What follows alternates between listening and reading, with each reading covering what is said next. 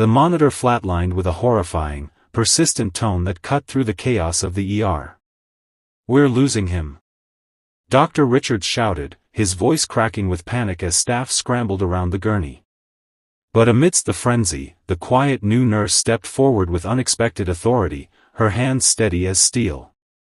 "Move," she commanded, and something in her voice, something forged in distant deserts and bloodied field hospitals, made everyone obey without question. If you're moved by stories of hidden heroes and lives saved against impossible odds, hit that like button and subscribe now. This is a story about the warriors who fight death both on and off the battlefield. Sarah Chen had been working at Mercy General for exactly 3 weeks. The soft-spoken nurse kept to herself, ate lunch alone, and rarely joined staff gatherings. Her colleagues found her competent but distant, probably just shy, they'd say, never noticing how her eyes constantly scanned rooms for threats or how she positioned herself with her back to walls. The truth was buried beneath carefully constructed layers of normalcy. For tours as a combat surgeon in Afghanistan and Iraq, hundreds of field operations performed under gunfire, and a silver star she kept in a drawer at home, wrapped in an American flag that had once draped a friend's coffin. "She's overqualified for a nursing position," the HR director had whispered during her interview. "But her references are impeccable." "I just want something quieter," Sarah had explained, her smile not quite reaching her eyes. What she didn't say was that she couldn't sleep through the night anymore, that the sound of helicopters made her heart race, or that she was trying to find her way back to medicine without the weight of immediate life-or-death decisions resting solely on her shoulders. That Monday began like any other. Sarah checked inventories, prepped treatment rooms, and helped with routine cases. When the emergency call came in, multiple trauma victims from a highway pileup, she lined up with other staff as ambulances arrived. "Male, 28, severe chest trauma, possible internal bleeding," the paramedic announced as they wheeled in the first gurney. "Blood pressure dropping, pulse thready." Dr. Richards took lead as they transferred the patient to a trauma bay. "Get 2 large-bore IVs in and type and cross for 4 units, he ordered. Sarah worked quietly, efficiently, as the team stabilized the patient enough to move him to imaging. It wasn't until she noticed the Marine Corps tattoo on his forearm that something shifted in her focus. She glanced at his chart, Staff Sergeant Michael Torres. "You serve?" she asked him softly as they waited for the CT scanner. His eyes, clouded with pain and medication, found hers. "3rd Battalion, 5th Marines," he managed before wincing. "You're going to be fine, Marine," she assured him, squeezing his hand. The CT results showed a lacerated liver and massive hemothorax. Torres was rushed to surgery, where Dr. Patterson, the attending surgeon, worked to repair the damage. Sarah assisted, handing instruments and monitoring vitals with practiced precision that the surgical team attributed to exceptional training. For 12 hours, Torres seemed stable in recovery. Sarah checked on him frequently between her other duties, something about his presence triggering memories of dusty field hospitals and brothers-in-arms she'd fought to save. At 2:17 a.m., the crash alarm sounded. Sarah was the first to reach his room. Torres was pale, his lips tinged blue. The monitor showed ventricular tachycardia rapidly deteriorating into fibrillation. "Code blue," she shouted, already lowering the bed and beginning compressions. Dr. Richards arrived seconds later. "What happened?" "Probable tamponade," Sarah responded without hesitation. "Fluids compressing his heart." Richards looked uncertain. His last echo was clear. "It's changed," Sarah interrupted, still performing perfect compressions. "We need to drain it now." The cardiac resident rushed in. "Let's shock him first." "No time," Sarah insisted. "His pressure's bottoming out. This is cardiac tamponade." The team hesitated. Sarah looked up, her voice suddenly carrying the unmistakable command of someone accustomed to being obeyed in life-or-death situations. "I need a pericardiocentesis tray. Now." Something in her tone cut through protocol and hierarchy. A nurse ran for the equipment while Dr. Richards continued CPR. The monitor flatlined. When the tray arrived, Sarah moved with practiced efficiency. "Continue compressions," she ordered Richards as she prepped the long needle. With precise movements that spoke of hundreds of similar procedures performed under far worse conditions, she inserted the needle beside the xiphoid process, angling toward the left shoulder. "What are you doing?" gasped a new nurse. "Shouldn't we wait for cardiology?" Sarah didn't respond, focused entirely on the procedure. Within seconds, dark blood filled the syringe. She attached a catheter, and more fluid drained.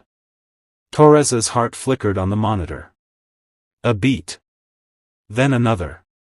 "Get him to surgery," Sarah commanded. "He's rebleeding internally." Dr. Patterson arrived, summoned from home. "Who made the diagnosis?" "She did," Richard said, gesturing to Sarah. "And she performed the pericardiocentesis. Saved his life." Patterson's eyes narrowed. "Nurse Chen." "He needs surgery now," Sarah insisted. The tamponade was just buying time.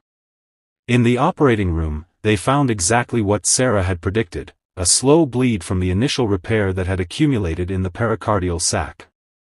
As Patterson worked, he kept glancing at Sarah, who anticipated each instrument need before he asked.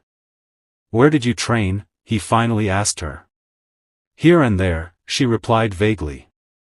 After the successful surgery, Torres was stable. In the locker room, Dr. Richards approached Sarah as she was changing to go home. "That wasn't standard nurse training back there," he said quietly. Sarah met his eyes, then looked away. "No. You want to tell me who you really are?" She sighed, the weight of years seeming to settle on her shoulders. "Major Sarah Chen, U.S. Army Medical Corps. Former Chief Surgeon, 31st Combat Support Hospital, Mosul and Kandahar."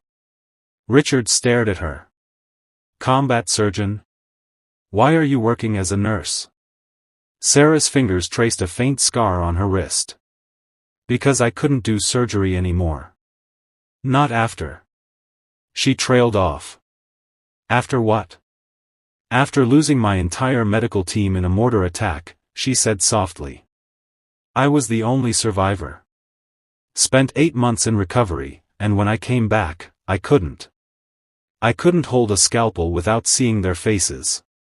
The news spread through the hospital by morning. Major Chen. Silver Star recipient. The surgeon who had operated on over 200 soldiers in a 36-hour stretch during the Battle of Fallujah when reinforcements couldn't reach their position. Torres woke 2 days later. When Sarah came to check his vitals, he studied her face. "You're not just a nurse," he said hoarsely. Sarah adjusted his fore. "What makes you say that?" "The way you talked to me before. You're going to be fine, Marine. That's how our combat docs talk." His eyes narrowed. "You've been there." For the first time since joining Mercy General, Sarah allowed herself a genuine smile.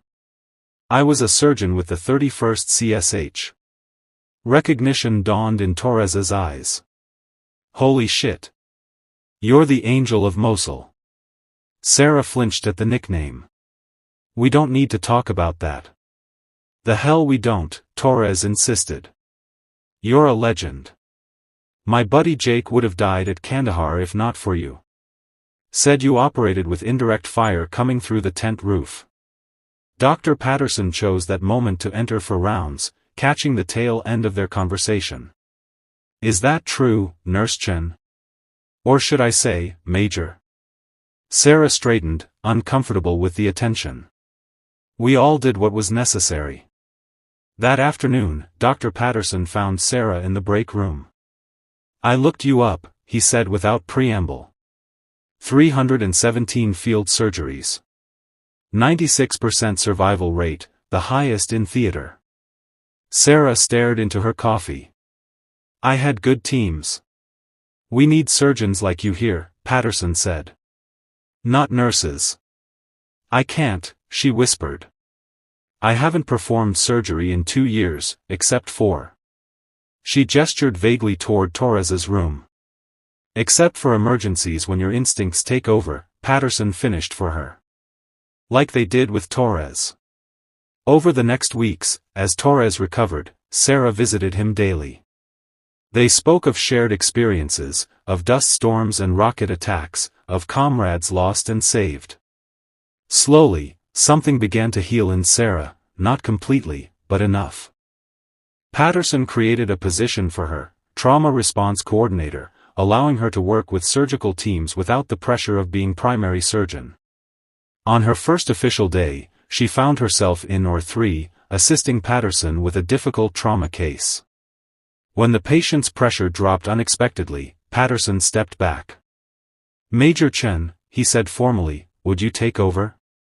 The room went silent. Sarah stared at the offered scalpel, seeing not the sterile ore but a blood-soaked field hospital. For a moment, she couldn't move. Then from the observation deck came a voice, "You've got this, ma'am." It was Torres, now recovered enough to begin physical therapy, watching from a wheelchair. Sarah took a deep breath, then accepted the instrument. Her hand trembled for just a moment, then steadied as muscle memory and years of training took control. 3 hours later, she closed the final suture on a successful repair. As she stepped back, the OR team broke into spontaneous applause.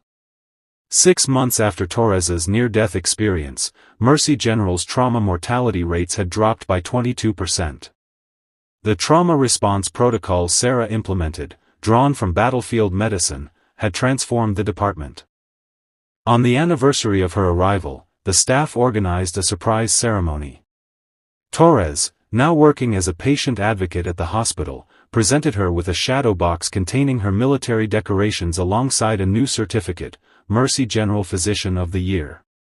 "I was lost," Sarah told the assembled staff, her voice steady but emotional. "I thought I'd left the best parts of myself on the battlefield. But you all showed me that healing happens everywhere, and that the skills I learned in war have a place in peace." She looked at Torres, standing tall though still bearing the scars of his injuries. "Sometimes the people we save end up saving us in return." Today, Dr. Sarah Chen leads Mercy General's trauma surgery department. The nightmares haven't completely stopped, but they've faded. On her office wall hangs a simple plaque with words that guide both her practice and her healing: "The wounds of war can become the wisdom of peace." As for Staff Sergeant Torres, he completed nursing school last spring. When asked why he chose that path, his answer is always the same: "Because I saw what one person with the right training at the right moment can do, and I want to be that person for someone else." Some heroes wear uniforms on distant battlefields. Others wear scrubs in hospital corridors. And sometimes, they are the same person, finding their way back to themselves through the very thing that once broke them: the courage to face another day, another challenge, another chance to save a life. If this story touched your heart, remember to like this video and subscribe to our channel for more inspiring true stories of everyday heroes walking among us. Remember, the most extraordinary people often hide in plain sight, their greatest battles and victories known only to those whose lives they've touched.